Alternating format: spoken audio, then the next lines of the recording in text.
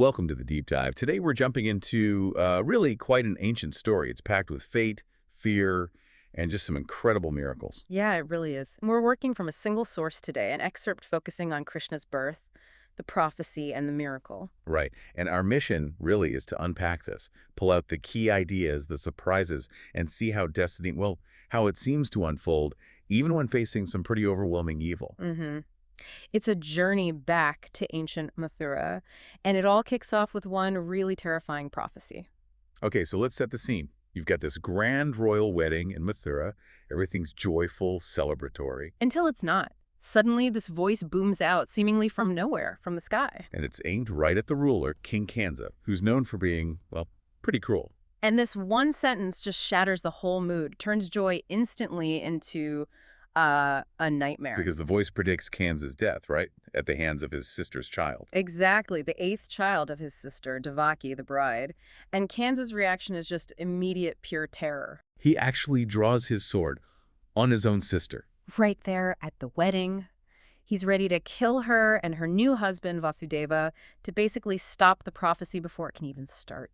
It shows you everything about his character. Wow. Okay, so that's intense. How do they get out of that? Well, Vasudeva has to think fast.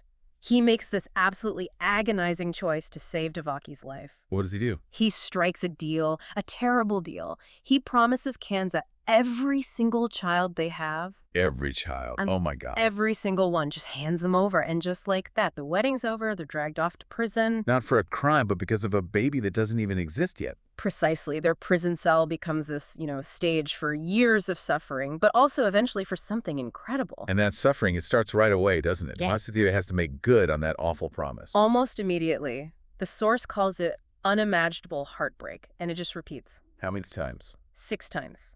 6 times Devaki gives birth to a baby boy, and 6 times Kanza comes into the cell, rips the baby from their arms, and kills the child right there in front of them. That's just horrifying. The cruelty is almost impossible to picture. It's this endless cycle, hope, then absolute despair, trapped in the dark year after year. Just unimaginable endurance from Devaki and Vasudeva. Yeah. So after all that loss, something has to give, right? Well, the source says something finally changes with the 7th pregnancy. You start to feel these divine forces moving behind the scenes. Okay, so the pattern is about to break. This is the first real sign that destiny is pushing back. Exactly, and it happens with this, miracle. The unborn child, who we later know as Balarama, he's mystically transferred. Transferred how? From Devaki's womb inside the prison to the womb of Roshini. She's Vasudeva's other wife, living safely far away in Gokul. In Kanza. He doesn't know. He has no idea. He just assumes Devaki miscarried. He's completely unaware that he's, being outsmarted, by a power way beyond anything he understands. He's been totally outmaneuvered by the divine. Yeah. Okay, so child number 7 is safe.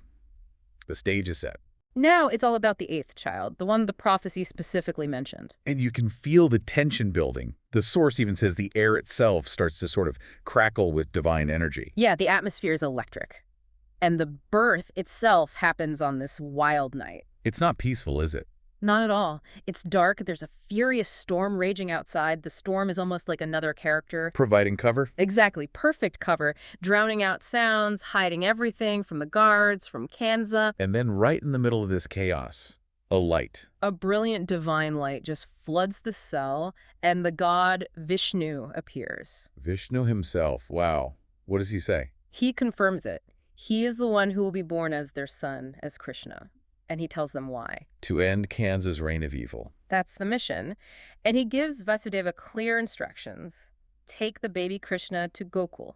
Swap him with the baby girl just born there to Nanda and Yashoda. So they're not just parents, they're guardians of the world's savior, essentially. Right. And the baby himself shows the signs. He has this radiant glow, this captivating face. And the source mentions a crown. And a feather. Born with a small crown and a peacock feather. Clear signs of his divine identity. It's God in human form right there in that prison cell. Okay, so Vasudeva has his mission. But he's locked up tight, high security, newborn baby, raging storm. How on earth does he get out? Well, this is where human effort just isn't part of the equation anymore. It's divine power taking over completely. The cosmos making it happen as a son. Exactly. As he starts to move, everything just gives way. The heavy prison doors, they swing open by themselves. Seriously. And the guards. Out cold, fallen into this deep, magical sleep. Even the chains on Vasudeva's hands just fall off. It's like the whole physical world is rearranging itself for him. It really is. It shows that when destiny needs to happen, human barriers mean nothing. And the biggest barrier is still ahead, the river. The Yamuna River, yeah. It's flooding, raging because of the storm, but then... It parts, like makes a path through him. Just like that. A clear path opens up. It's this incredible, visual of divine power. Absolutely stunning. So he gets across, gets to Gokul, makes the swap. Completes the mission, swaps Krishna for the baby girl, Yashoda's daughter, and then he heads back. And the return journey, is it just as miraculous? Just as smooth. He gets back into the cell, lays the baby girl down beside Devaki. And the doors lock again. Chains go back on. Everything snaps back to how it was, like magic. Then the guards wake up. Hear the baby crying. Yep. And they rush off to tell Kanza the 8th child is born. Finally! Kanza must be simultaneously terrified and maybe relieved it's finally here. He just storms in, furious, all those years of waiting and fear boiling over. He snatches the baby girl. Thinking it's the boy. Thinking it's the boy, ready to smash her against the floor like the others. What? This time is different. Very different. As he raises her up, she just slips out of his grasp, flies up into the air, Flies. and transforms right in front of him into the goddess Durga. Woo! The warrior goddess.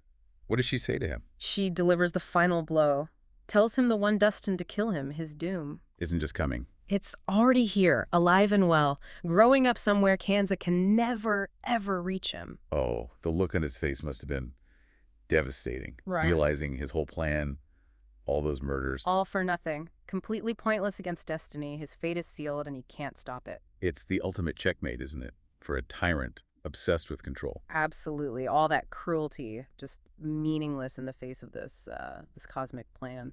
So, boiling it all down, what's the core message here? What does this story leave us with? Well, for me, it really hammers home this idea of hope, Hope knows so. That no matter how powerful evil seems, how overwhelming things get, destiny or maybe goodness finds a way. It can't be outrun forever. Yeah, it's like a guarantee that truth wins out. And maybe that even in the darkest places, help can still reach you. Exactly. It's a powerful message. Which kind of leads to a final thought for you listening. Yeah. Why are we so drawn to these kinds of stories about inescapable fate? You find them everywhere, across cultures. Is it comforting? Maybe. Believing justice will prevail no matter what. Or is it just, the sheer drama, watching this grand, intricate cosmic plan just unfold perfectly? That's definitely something to chew on.